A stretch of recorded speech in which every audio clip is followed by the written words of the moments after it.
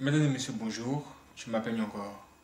Aujourd'hui, nous allons continuer ce que nous avons commencé la semaine dernière. La semaine dernière, je vous ai clairement dit qu'en 2022 où on va là, il faudrait que vous ne comptiez plus sur l'homme. Dieu même va nous parler pour nous dire de ne plus se confier dans l'homme. On va aller dans Jérémie 17, verset 5, où il est écrit: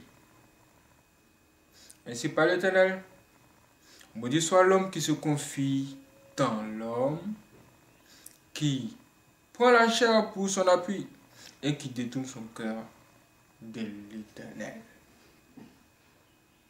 C'est-à-dire, au lieu de faire confiance à Dieu, les gens font confiance en des êtres humains comme eux.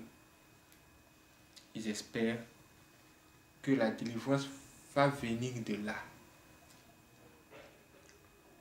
Dieu dit: maudit soit l'homme qui se confie dans l'homme. La semaine dernière, je vous ai raconté cette histoire de la femme et du bébé. Cette femme qui a fait confiance à sa camarade, qui lui a dit des choses. Cette camarade lui a donné un piège. Elle a tenté de la tuer, carrément, et de voler son bébé, sans que personne ne le sache. J'ai déjà expliqué ça. Mais aujourd'hui, j'aimerais aller un peu plus loin. Quand on dit se confier dans l'homme là, qu'est-ce que c'est censé dire? Qu'est-ce que ça veut vraiment dire? Parce que vous devez savoir vraiment ce que ça veut dire. Aujourd'hui, les gens racontent les secrets, bon, cause de tout et de rien avec tout le monde, quoi. Avec tout le monde, sans savoir que causer avec quelqu'un, même simple causerie, ça peut vraiment vous créer beaucoup de problèmes. Quand on dit se confier dans l'homme, c'est comme se livrer, se vendre, se kenner. C'est de ça qu'il s'agit ici. Toute notre force et notre confiance doit être tournée vers Dieu. Vous avez vu Samson. Samson et Delilah. Samson, il a ouvert son cœur à cette femme-là en lui livrant tout son secret. Alors que Dieu lui avait bien dit de ne pas révéler son secret à personne. Mais comme elle lui a mis la pression chaque jour, jour pour jour, il a fini par livrer le secret. Et qu'est-ce qui s'est passé? Samson a eu des problèmes. Si Dieu nous dit aujourd'hui de ne plus faire confiance en l'homme, ce n'est plus de confier en l'homme, c'est pour ne plus jamais tomber dans les problèmes, dans de graves problèmes. Et il y a plusieurs problèmes. Et à plusieurs niveaux. J'ai décidé de m'attaquer un peu à l'église, c'est-à-dire au cas de l'église, au cas des chrétiens. Parce que les gens, quand ils entendent parler de Dieu quelque part, leur cœur est déjà ouvert, ils s'attachent. Alors que Dieu est là en train de nous dire qu'il y a un problème sérieux. Prenons le cas d'un homme de Dieu, d'un soi-disant homme de Dieu. Vraiment, cette histoire, ça fait pitié. Une fille a croisé un homme. Cet homme-là, c'est lui-même qui s'est approché d'elle. Le monsieur, il était dans une voiture, dans un endroit, il ne savait même pas où il allait. Il lui a demandé où se trouvait tel hôpital parce qu'il avait quelqu'un là-bas qui était malade et il devait aller rendre visite à la personne. La fille a fait son effort pour lui montrer le lieu. Mais quelque chose va tout de suite attirer son attention. C'est le fait que le monsieur dans le véhicule va l'appeler. Ce monsieur va se présenter en tant qu'un homme de Dieu. Quand une personne se présente en tant qu'un homme de Dieu, qu'est-ce que vous faites? Vous dites que cette personne est une bonne personne. Vous vous ouvrez. Mais ne le faites pas parce que Dieu nous demande de ne pas nous confier dans l'homme. Nous devons vérifier si c'est l'Esprit de Dieu qui travaille ou c'est l'Esprit du mal. Parce que ici, ce soi-disant homme de Dieu que cette fille venait de croiser là, c'était un envoyé du diable. Le monsieur lui dit, tu as perdu tes parents, tu souffres beaucoup, moi aujourd'hui c'est la fin de tes souffrances. Tout de suite la fille a commencé à dire, hein, sérieux, comment sait-il que j'ai vécu toutes ces expériences? Comment? Il a commencé à lui dire des choses. Elle a commencé à couler les larmes parce que le monsieur parlait de ses parents qui sont décédés et comment elle a souffert dans sa vie. Tout ça, c'était des révélations. Elle ne connaît vous donne des révélations. Et c'est de quand vous se fait passer pour un homme de Dieu. Quand vous voyez ça, que se passe-t-il? Vous commencez à vous confier. Vous commencez à ouvrir votre cœur. C'est ce qu'il ne faut pas faire. C'est ce que Dieu a de vous dire ici. Parce que cette fille est tombée sur un faux homme de Dieu. C'est un aventurier même.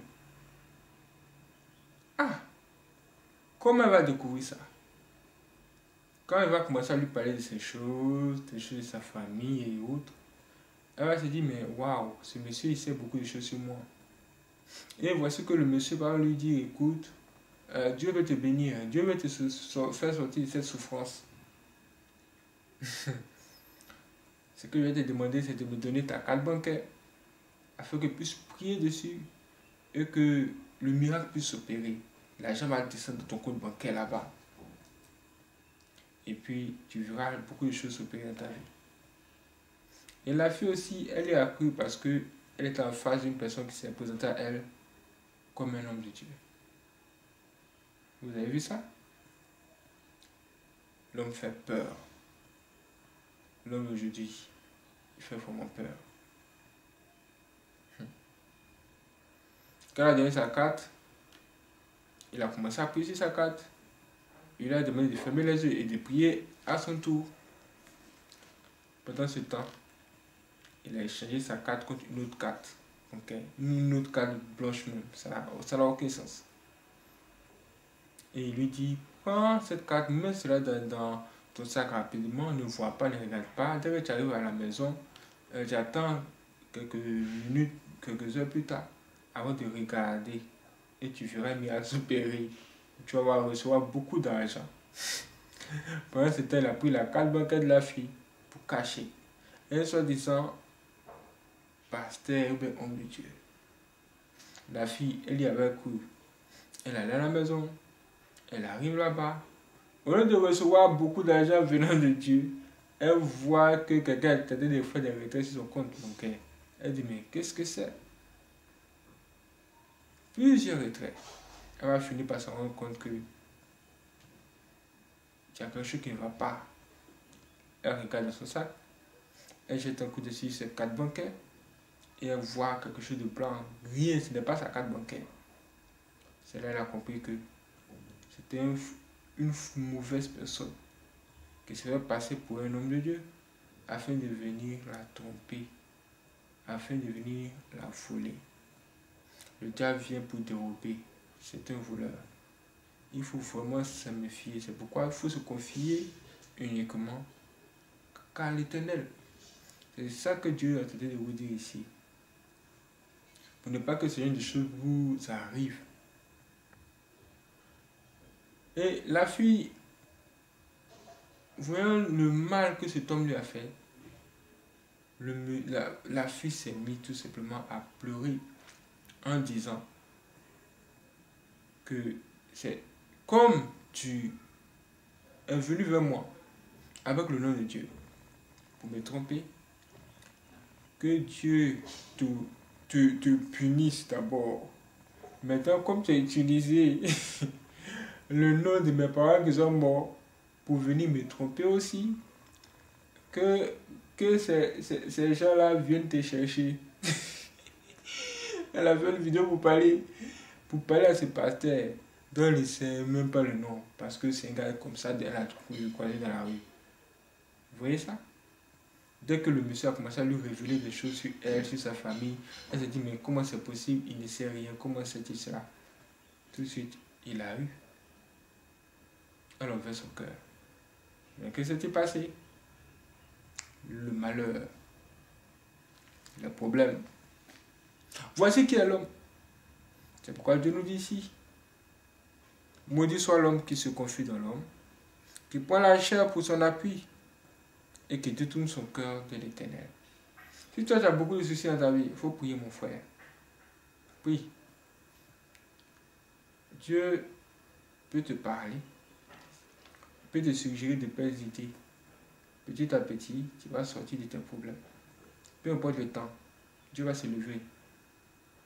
Dieu, c'est celui-là qui se lève au dernier moment. Mes frères et sœurs, nous allons continuer ça. Là, nous venons de parler de ce qui concerne le cas des pasteurs, de certains pasteurs qui trompent, qui dérobent. Là, après, nous allons maintenant entrer dans l'église pour voir maintenant ce qui se passe avec les chrétiens. Comment les gens sont. Quand vous arrivez à l'église, vous dites que vous êtes au paradis. Mais est-ce que c'est réellement le paradis? Pourquoi souvent certaines personnes disent que les chrétiens sont méchants? Bon, on va essayer d'en parler dans la prochaine vidéo, dans la suite. Que Dieu nous donne la force et nous guide. Que Dieu veille sur vous et rentrez bien dans la nouvelle année avec la paix du Seigneur. Amen.